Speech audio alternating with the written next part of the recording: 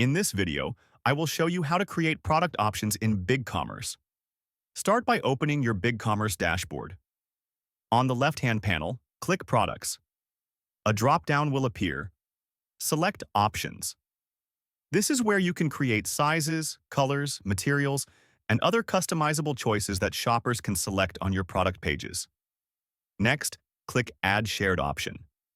This allows you to build an option that can be reused across multiple products. Begin by typing in your display name, for example, size or color.